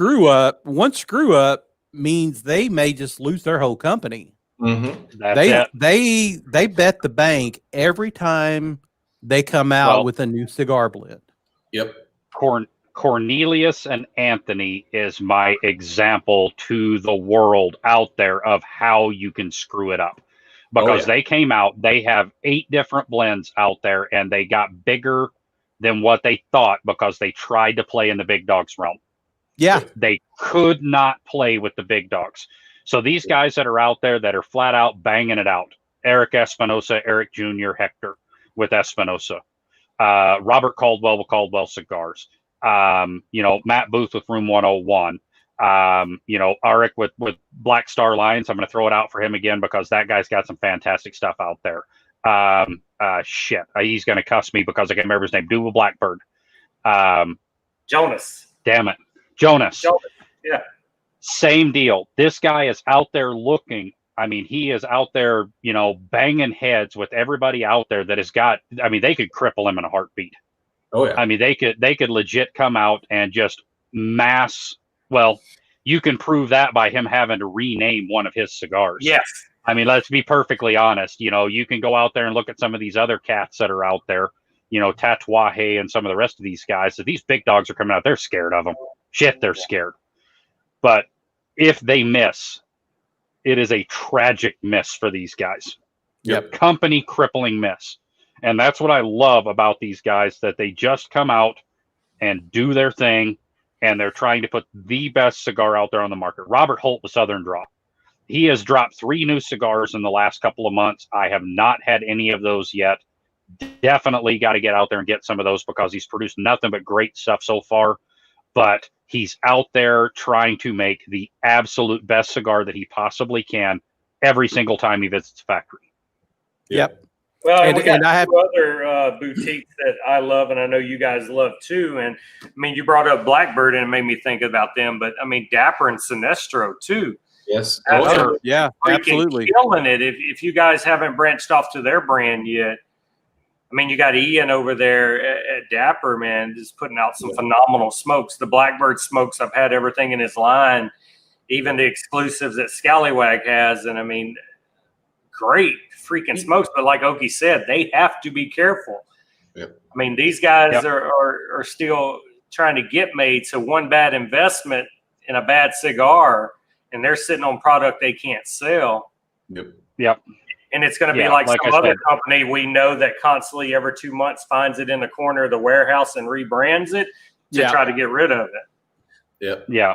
And Okie and I hit it every time on our lives. A lot of these boutique brands, they don't make a bad cigar. There's just better ones in their line. Tatuaje, Illusion, those guys, there are no bad cigars in their line. There's just better ones. Correct. Yes. Yeah.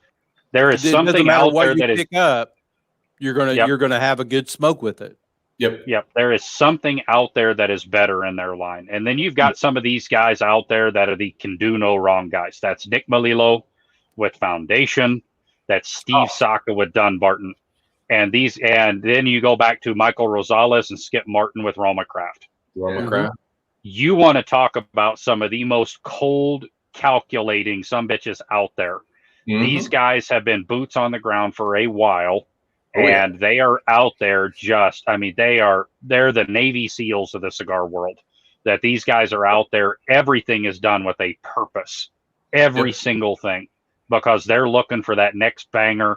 There is nothing bad, in their line that they are going to come out with that is going to disappoint. Exactly. You even go back. I'm going to use Roma. Roma came out and they're rocking that Chromac and they're rocking the Neanderthal. And then they have the wherewithal to wrap a damn Candela. And they blow away the world with that damn Fomorian. And then it's just like, okay, what's some of these other wrappers that everybody loves? Hey, Fuente makes everything with a Cameroon. Let's try Cameroon.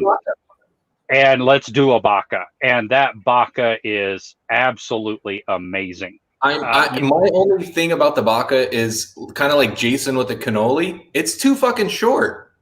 Yes. I got to throw 2 in a row on that one because it's such a good cigar. Yep. I mean, these guys are sitting back and they are just looking. I mean, how many cigars has Foundation come out with lately?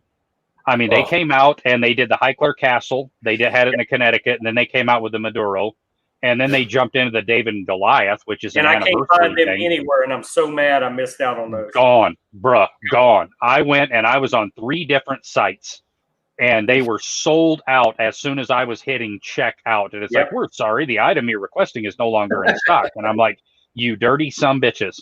Yeah, but I didn't even care. If I had to buy a whole box of the David Goliath, I was getting a whole box. I didn't care if 5 packs were sold out. I couldn't get any. I couldn't even get singles. And I mean, we were talking about the Liga number 9. Okay, Saka Malilo. You know, I mean, their state. Yeah. I mean, here are these guys that are out there, you know, rocking out. I mean, they are flat out just doing their damn thing. And the guys at Roma as well, Skip and Michael, same thing. You know, you ask these guys, you know, Ben said it down there, the Sabretooth. Yep. What was the other one? The Black Irish. Yeah. Stuff like that. But, you know, you ask the question, why don't you come out with more of those? And it's like, because we got to roll less of the other stuff. You know, and their business plan is we're going to give you the same stuff every year, and we're going to roll 1 million cigars. And when they're gone, they're gone. Yep. And that's just the way it is. But every time you pick one up, it's a fantastic cigar. Yep. Yep, for sure. Well, guys, chats is about dying down. We're dying down. I think we get ready to end this, and maybe we jump over to Discord and get an open herf and mingle with the people and light up and see how they like this format and how we did. Let's do it. All right, guys, I appreciate y'all coming, and I'll give each person a time to sign off and say something to you, and then I'll end this, and we'll guys meet you in Discord. So, James, you take it first, brother. Hey, I think the Burner Nation came out with a great top 10. We'd make a hell of a sampler, wouldn't it? If we a could hell of a sampler. That Las Calaveras, I'm going to have to pick up. That is the one of the top 10 that I have not smoked. Me too, only one. And so I've written that down, and we'll be smoking that one. But again, this is our second year to do this. This is a lot of fun. Yes. A lot of time, but definitely worth it in the long run. This is fun, and like I said, seeing the boutiques reign supreme this year made me a happy person. So, Brian, we'll let you sign off with a few words. Yep. You know, I kind of got to say what James said. I mean, the top 10 is a fantastic top 10. It'd make a hell of a sampler if, you know, we could get all that put together. Love all the comments. Everybody, you know, telling us what their top cigars would be. Just great time. So great time to be in the cigar world, smoking cigars for sure. Yes, sir. Go ahead, Okie. You know, I mean, those guys kind of hit on the top 10 list, but I'm going to hit as the family. We're a dysfunctional family. You know, but seeing everybody show up in the comments and all the rest of that stuff, we're all brothers and sisters, because I saw a couple of the sisters hop in and stuff like that. And this has been a fantastic family. My personal cigar journey would not have been the same without the burners.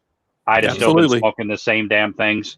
I thank each and every member of the burners that's out there for introducing me to something different. Because they have truly blessed what I'm doing. They have blessed my world, and I appreciate each and every one of them. Whether I talk to you every single day or not, that doesn't change the fact that I consider you a brother or sister. So again, to the Burner Nation that's out there, the Mafia, you know what? Thank you, guys. We wouldn't be where we're at. Any of the 4 of us, this club that's got 500 patches out there roaming in the world, that we dominate social media. we influence social media and things like that, because for some strange reason people listen to us, which is still blowing my mind. But again, thank all of you folks out there. Appreciate you guys taking the time out to jump in and kind of hang out with us, because we're all just a bunch of dumbasses that burn things. Yep. All right, guys, I'm gonna take it from here. You stay put where you're at, and I'll catch you guys in the waiting room in just a second. Burner Nation, thank you so much. Thank you for my 3 co-hosts. Not each one of these guys had smoked all 5 yet, but they graciously went out there and got the 1 or 2 they hadn't smoked so they could do this with me. I appreciate the knowledge of these guys. Burners, I definitely appreciate you. I tell you guys all the time, you guys DM me and thank me for what I've made, but I in turn turn around and tell you this. It was only my idea of what a cigar family should be. You, each and every one of you members, have made Barrel Burners what it is. It wasn't me. It was me with a base idea, but you guys being in chats, you guys being the family that support when we have loved ones sick, or when we need something, or you can get a cigar we don't get, the family and the camaraderie we have, and always helping each other out, and stepping up to the plate when we have a member pass away, and being there to help honor them and keep their name alive in our chats and stuff like that. I mean, we truly have something here. And like Oki said, I mean, we're dysfunctional. We're going to butt heads. We're going to not like each other sometimes. You're going to have people that just rub you the wrong way, but that's what families do. At the end of the day, it comes with a level of respect. You don't have to like each other, but as long as you're respecting them, you're there for them, which we are. We're there for it. If somebody would message you in a minute and you needed something, I know a burner would step up to help you. So my idea, but you guys have made it to what it is. I never 2 years ago imagined we would be this successful as a family and where we're at today from just some base idea of what I thought a club should be. So it's you guys that did it, whether you be a prospect, patch, you guys have made us what we are, and I truly appreciate that. Truly appreciate you popping in and supporting these lives like we do. It takes time away from our families. It takes time away from things we would other do, but we do it because we're super interactive in that way. You guys show up to support Oki and Brian on Saturdays on their stream. You pop up my Sunday morning stream. So you guys, we support one another. We have members that work at cigar shops, and yeah, we may pay a little more, but we call them and we order it over phone, and we get taken care of. And it's okay to pay a little more when it's your family, because you're getting taken care of and you're helping that family feed one another. So much appreciated, guys. Thank you for everything you do. The rest of you that's left and you want to party, give us 5 minutes or so and catch us in the open Herf chat and Discord. You can already get in there and get started. Just pick one, click it. We will be in a minute. And burners, good night. And thank you for everything. And co-hosts, thank you all. One more shot to end the night for our fallen brothers and for family. Love Family. Slancha. Fuck 2020. Good night, everybody.